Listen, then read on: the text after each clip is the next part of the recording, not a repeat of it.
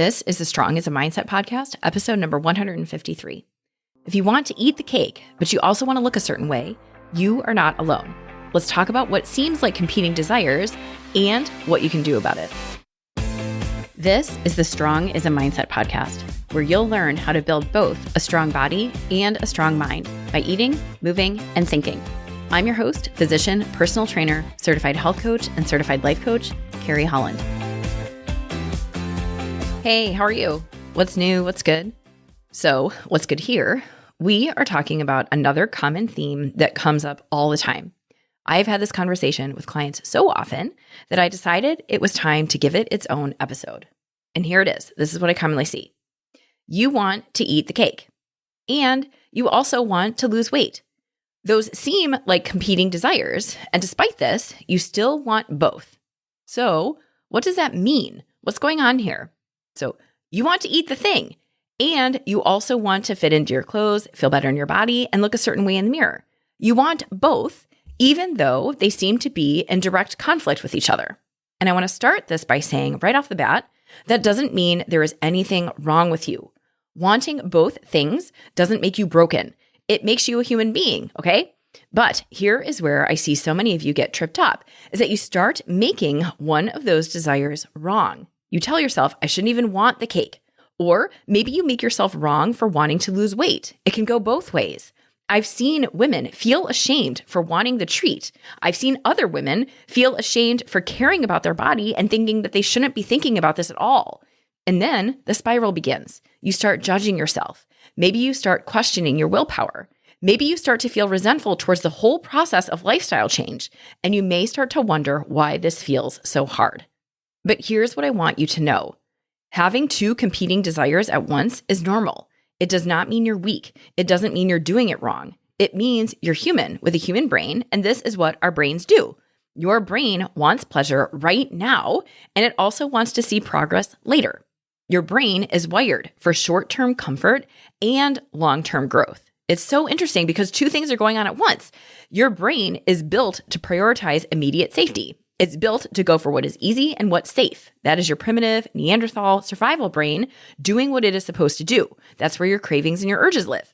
But at the same time, your evolved, prefrontal, developed brain, it wants meaning, it wants progress, and it wants transformation. So as a result, you've got a natural, biologic tug-of-war between two different parts of your brain. So one part of your brain says, just eat the cake and hurry up and feel better already. While another part of your brain says, hang on a second and remember your bigger goal.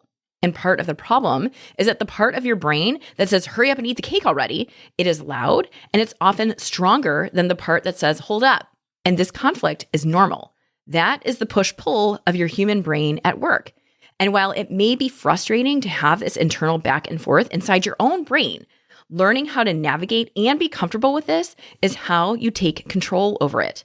You learn how to notice that tension between two seemingly contradictory desires, but without making it a problem. Because really, that back and forth, it's not a problem. It's normal and it's expected.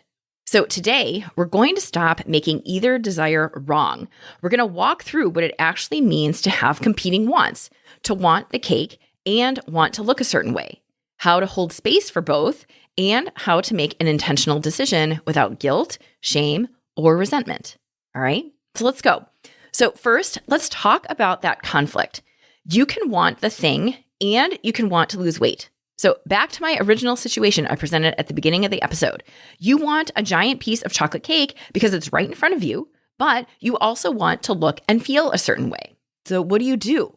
Well, you do not have to pick apart your brain and find which desire is more valid because they are both valid. They are both true.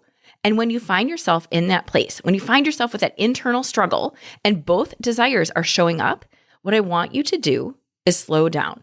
And when I say slow down, what I mean is pause, take a breath, put your fork down, literally step away from the pantry or close the refrigerator.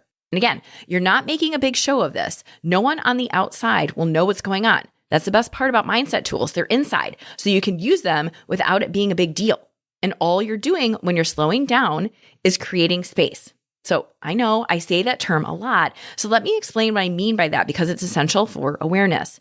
When you slow down and give yourself space between your urge and your action, you give yourself the opportunity to think differently and act differently than what you've always done. So really all you're doing is slowing yourself down enough to make a decision with intention instead of on autopilot. You're creating space for you to think. And it's in that space where your power and your agency lives. So slowing down your brain and giving yourself space can be as simple as asking yourself the question, what am I doing? Or why am I doing this? And it's in that tiny pause that takes you out of autopilot and into awareness. And that's exactly what we're aiming for, because that awareness is what makes it possible for you to choose differently. And know that your brain will probably want to rush the decision. That's okay. Remember, that is your primitive, unevolved brain doing its job to keep you safe and comfortable. So when you feel that rush, remind yourself, okay, we are not in a hurry here. So you let the feeling of wanting, you let it be there because it's going to be there anyway. And I don't want you to fight it. And as you're allowing that feeling of wanting the cake to be there with you, you also give yourself a moment to decide what you truly want most. Not just in the next 30 seconds, but in the next few hours. So name it. Name what you're thinking. Like literally say it out loud in your brain. I want this cake. And I also want to feel good. I want to be proud of myself. And then after you've slowed down, you've taken a breath and you've named your wants, you choose intentionally. And this is instead of doing what you've always done without thinking about it because you're on autopilot. And I know as I'm describing this, it sounds pretty basic, right? You slow down, you take a breath, you name what's going on, you make a choice, no big deal, right? And if you're thinking that, I get it. But even though this may sound like nothing, I promise you it's something. And in fact, it can be a bit of a challenge. If you're not used to thinking about your food, if you're not used to thinking about your thinking, if you're not used to slowing down to make an intentional, thoughtful choice, then you may very well find this challenging because changing what you've always done, it takes work. And there's nothing wrong with that. This is challenging. This is one of the most powerful skills I help my clients build because in the moment, everything feels like chaos. It feels like your brain is playing a game of ping pong with you. It may feel like your brain is going back and forth between do I or don't I eat the cake? And it feels like it's going 100 miles an hour. But when you slow down the ping pong long enough to see the two competing wants and you choose with intention, that's when you come off autopilot.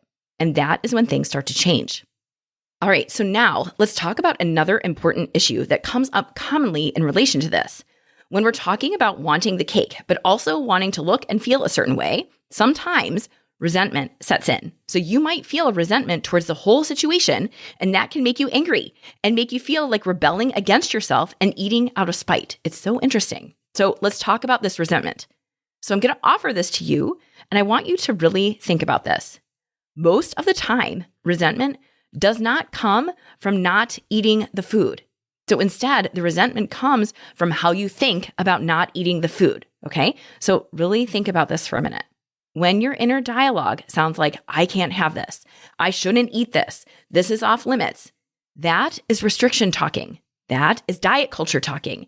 That is good food versus bad food. And how does it feel to think that way? How does it feel to tell yourself you can't or you shouldn't have something? Not very good, right? And not only does it not feel good, thinking that way is also going to create serious resentment because now you feel deprived.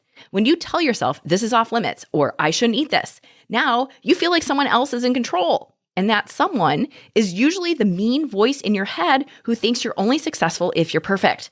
That if you can't be flawless with your eating, then you might as well give it up. That voice is what tells you that one bite of cake is a failure, and failure becomes your reason to spiral. And then the resentment sets in. And over time, you stop trusting yourself. And it's not because you're broken. You stop trusting yourself because you're listening to a version of success that was never fair or helpful to begin with. So letting go of that voice and taking ownership of your choices, that is where resentment ends and real freedom begins. The resentment ends when you realize the choice is yours and you make it from a place of empowerment instead of from a place of can't, shouldn't, or must. So, what if you dropped all of that and truly made the decision yours? What if you said, I can eat the cake, I'm just choosing not to right now because it doesn't line up with what I want most. Do you feel the difference here? The difference is agency, self-trust, control. When you make the decision yours, instead of going by can't and shouldn't or what's off limits, then you're not just following someone else's rules, you're making your own. And when you make your own intentional, thoughtful decision, even if it's hard, it feels different. It feels cleaner and quieter and less noisy in your brain. And that is the key difference between restriction and empowered choice. Restriction feels like a rule that you've got to follow or else. It feels rigid, like something is being taken away from you. And that often leads to resentment and rebellion, even if you're rebelling against yourself. But empowered choice is different. It feels like ownership. It feels like authority. Empowered choice happens when you remind yourself that you are the adult in this situation, including in your relationship with food, and you act on it. So I can think of 2 different examples from clients that I've worked with who've experienced exactly this. One client recalled to me about how she was standing in front of her fridge with a fork full of spaghetti that she had twirled from the Tupperware ready to go. And instead of eating it, as she normally would have, she just stopped herself. She took a second and she told herself out loud in her kitchen, I don't need this. And she put her fork down and walked away. So I had another client who was also working very hard on slowing down and staying present with herself and food. She was about to eat a brownie because it was 3 o'clock and the after-school chaos was about to start, and that's what she always did. But instead, she paused. She checked in with herself and ultimately put the brownie away. And when she told me about it later, she said, I stayed with myself. Those were her exact words. She stayed with herself and she didn't eat the brownie. And so in both examples, those were clean choices. They were not forced. They weren't dramatic. They were grounded, intentional, and powerful. And even though we're just talking about a forkful of spaghetti and a cosmic brownie here, there is so much more to it than that. Both of these choices came from a place of presence. These women were checking in instead of checking out. And while it seems small, these are massive wins because every time you pause and choose intentionally, you reinforce your control. You prove to yourself that you do not have to operate at the mercy of a craving or a habit. And over time, those small moments add up to give you supporting evidence of your new identity, someone who is making thoughtful choices instead of excuses. So how do you do that? How do you get to that place of feeling in choice and feeling in control? Well, so it's like almost every skill that we talk about here on the podcast, you practice. If you like strength training, that means you put in your reps, okay? So that means you practice sitting with a craving. So let me slow down here for a minute and pull this apart. Because even in my own life, when I was introduced to the concept of sitting with something, I did not really understand what that meant. It just sounded like words to me, and I want to make this tangible. So when you are sitting with a craving, you're not fighting it. You're not running from it. You're not arm wrestling with it. You're just letting it be there. You're noticing it, naming it, calling it out. You are giving it space. You're letting it be with you instead of trying to get rid of it. So to help this make sense, remember what we've talked about before. There's something called the observation effect, and this applies here. In both science and psychology, we know that the act of naming and observing something can change it. So when you name your desire for the cake, instead of unconsciously reacting to it, you change your relationship to it. The craving and the desire become less automatic, less urgent, and less powerful. You create space between yourself and the urge. And that's essential because it's in that space that you can actually slow down and decide what happens next instead of just doing what you always do on autopilot. So you're naming it, sitting with it, giving it space in your brain. And then you decide what to do with it. So this is not about winning or overpowering or battling a craving. Instead, it's about allowing the desire and the craving to exist without letting it run the show. So you give yourself enough space to observe what's happening instead of reacting to it blindly. So this might mean you take a few deep breaths. You put both feet on the floor. You blink your eyes a few times instead of zoning out. You get into your body and into your head. And then from a place of groundedness, you ask yourself, do I really want to eat this cake right now? And maybe your answer will be yes. Maybe your answer will be no. But either way, no matter what you decide, the answer is intentional instead of automatic. It's a decision that you make with awareness instead of urgency. And that is huge. That is the game changer. And now here is another place where people get stuck. This question has come up for me and it's come up for my clients. And that question is, how do you choose your long-term goal when the short-term urge is louder and stronger? Or how do you choose feeling good in your body over the short-term fix of eating the cake? How do you choose long-term health and fitness when the short-term comfort of your warm, fuzzy bed is immediate and right in front of you? And to that, I say you remember who you want to be. And yes, that can be tough. I have clients who tell me all the time, I'm doing this work so I can be strong later, so I can climb mountains and chase my grandkids when I'm 80, so I can be proud of myself in the future. And that is awesome. There's nothing wrong with that. But here's the catch. Your brain does not care about the future when it's locked into a cookie right now. Your brain wants the cookie immediately, and it does not care what you feel like when you're 80. So how do you reconcile that? You find a short-term win that aligns with your long-term vision. You anchor into something that gives you a hit of satisfaction now, but still moves you forward towards who you want to become. So that might be the pride that you feel from walking away. It might be the self-respect you get from following through on what you said you're going to do. It might be knowing that you stayed with yourself instead of checking out and going offline. Those are all immediate wins that you don't have to wait until you're 80 to realize. So when you can link today's hard decision with a reward you can feel today, then you give your brain what it craves without selling out your future. And you're doing two things here. You're giving your brain the short-term fix it wants while remembering who you want to be in the future. And when you do that, when you make that kind of choice, something important happens. You remind yourself that your future is not separate from today. It's actually shaped by it. That cake is not just a treat, it's a fork in the road. One road gives you instant gratification and temporary comfort, and the other gives you progress. And that's when you zoom out. That's when you ask, what would the future version of me, who's reached her goal, who's lost the weight, who's already feeling good, what would she do? You look for the short-term reward of sticking to your goal, the pride, the groundedness, the clarity. You imagine how it will feel going to bed knowing that you made a decision that lines up with who you want to be. You tap into that version of you who feels calm, in control, and proud, not because she white-knuckled her way through the day, but because she acted with intention. Because when you choose from that place, even when it's hard, you're showing up for your future self. You're building a version of you that doesn't just talk about change, she actually lives it. And that matters a lot. All right, so now let me bring up something else. What if after all this, you eat the cake or the cookie anyway? Then what? Well, okay, so here's the truth. Sometimes you will. Of course you will. This is part of being human. You are not going to get it perfect 100% of the time. And that's not the goal anyway. The goal is not perfection. And the goal is not to forego cake forever. The goal is awareness. The goal is growth. The goal is persistence. Sometimes you're going to make the intentional decision to eat the cake. And other times you're going to eat it reactively. You may act on impulse or stress or boredom or out of habit. And that's okay. It doesn't mean you failed. It doesn't mean you're broken. It means you're human.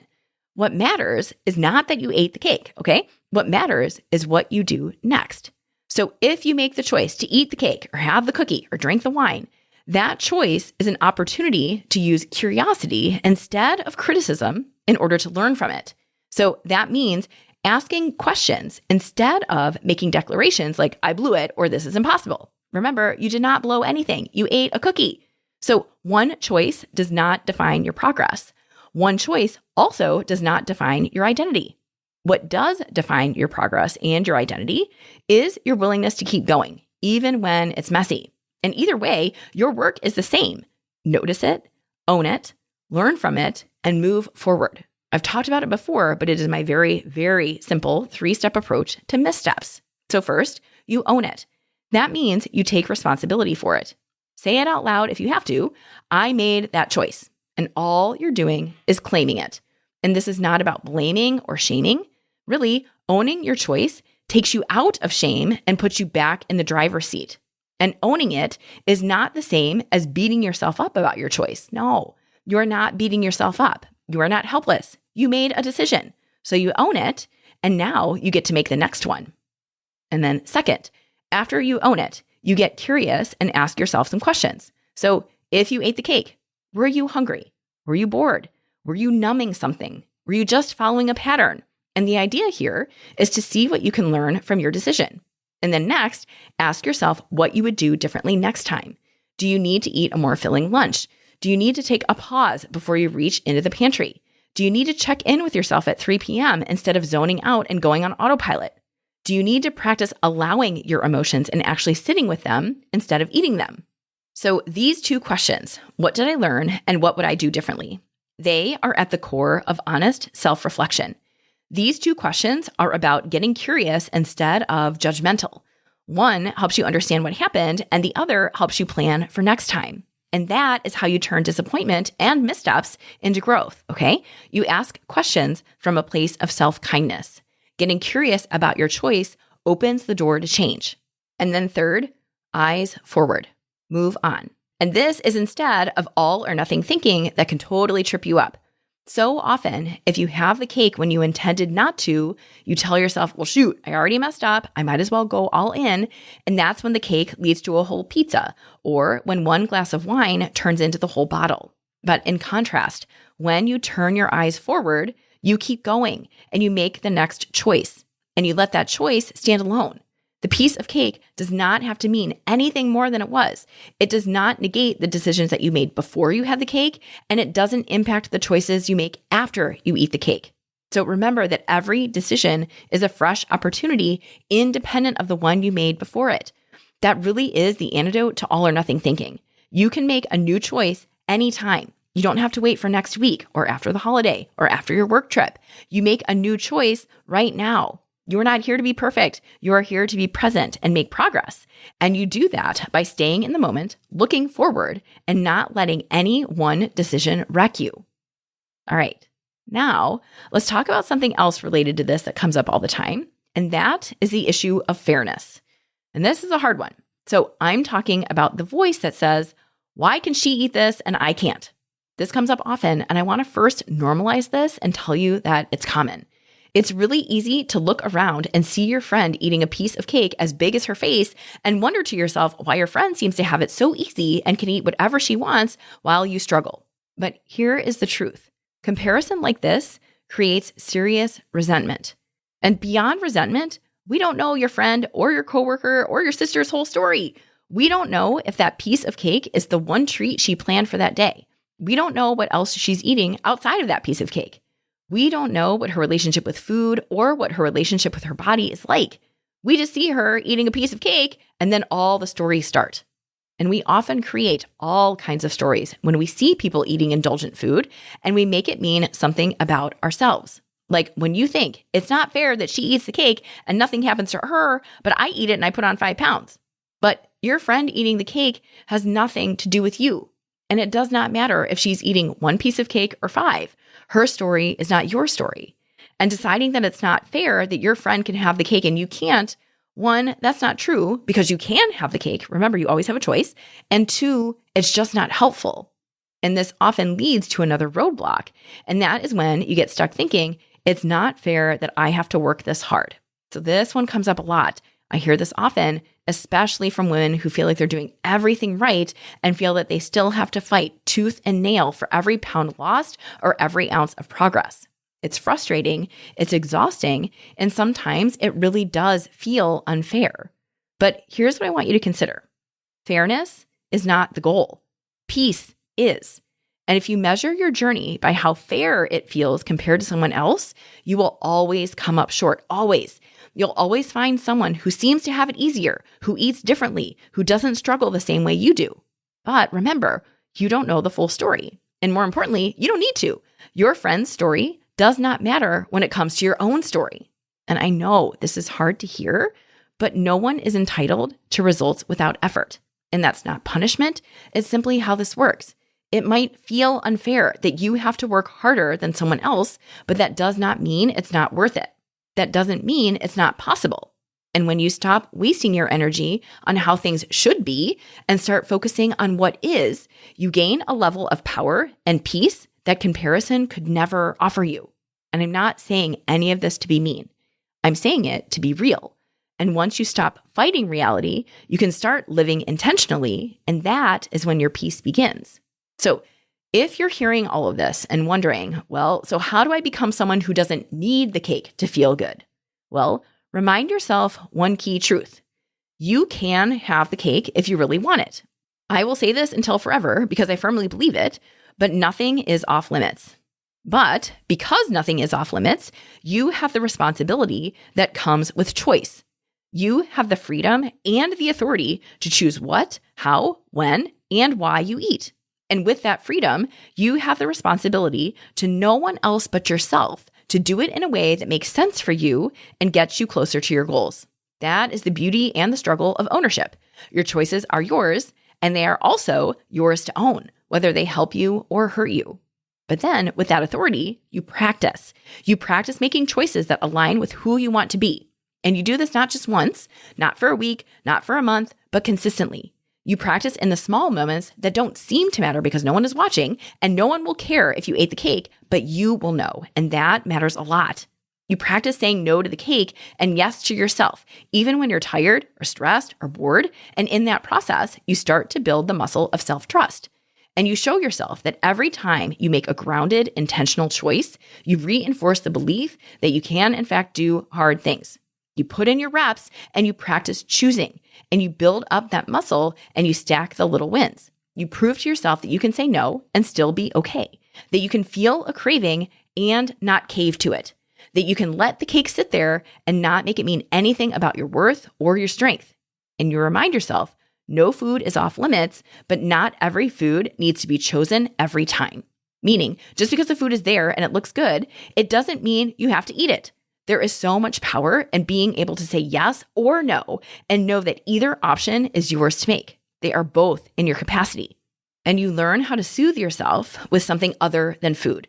You learn that discomfort is not an emergency, that you can feel anxious, overwhelmed, restless, and not eat in response to it. You get better at sitting with boredom, with loneliness, with frustration, and you show yourself that food does not have to be your default when you feel those emotions. And in doing that, you build a life where food is just food instead of a coping mechanism. And the end result is that you become someone who doesn't use food to fix things it cannot fix. You become someone who sees food as a choice instead of a crutch. And that shift, that slow, steady, practiced shift, that is how you become the kind of person who no longer needs the cake to feel okay. So, to make this super clear and bring it full circle, you are allowed to want two things at once. This is not a failure of your willpower. It's part of being human. There will be times when both desires feel equally important. One is comfort now, the other is confidence later. One is familiar, the other is growth. And it's not about picking the right desire. It's about recognizing that you get to choose where your energy goes. You are allowed to want the cake, and you're allowed to want to feel confident in your clothes. Both desires are valid, but only one moves you closer to the version of yourself that you're trying to become. And let me be clear here. This does not mean that you should never have the cake. Sometimes having the cake is part of a full, healthful, joyful approach to food. So you need to make space for celebration and indulgences that are chosen with intention. Keyword intention. That is part of living well. But when the cake becomes the default, when indulgence becomes routine, and when those choices pile up day after day, that's when it will take you farther from your goals. So it is not about never having the cake, not at all. Instead, it's being honest with yourself about how often, why, and whether it's truly aligned with the kind of lifestyle you want to create. And that doesn't mean you'll always get it perfect. You won't. No one does. But when you slow down, check in, and choose with intention, you'll start to notice something powerful, that you don't need to be perfect in order to be successful. You just need to keep choosing on purpose. So remember, you are in charge. You are not stuck. And every time you pause and choose intentionally, you're reinforcing a new way of being, one that is grounded in awareness, agency, and self-respect. And that is the work that changes everything. And if you want help with this, let's go. When you coach with me, you'll practice making decisions with intention so that you feel in control of your life and your habits. Check out my website, send me a message at www.carriehollandmd.com/contact, and let's talk about how coaching will change your approach to decisions and put you in charge. All right? Thank you again for hanging out with me, and I'll catch you again next week. Hey, if you want to build muscle but don't know where to start, I've got you covered. Head over to carriehollandmd.com/buildstrength and download my free guide to help you maximize your strength training. Inside, you'll find the essential exercises for building muscle, plus simple 1, 2, and 3-day workout plans that you can follow with just dumbbells and a bench. You'll also find strength training tips to help you train smarter and see real results. My goal is to help you get strong, and this strength training guide will help you do it. Go to carriehollandmd.com/buildstrength and check it out. Thank you for listening to the Strong is a Mindset podcast. If you want to learn more about how to build both a strong mind and a strong body by eating, moving, and most importantly, thinking, check out carriehollandmd.com.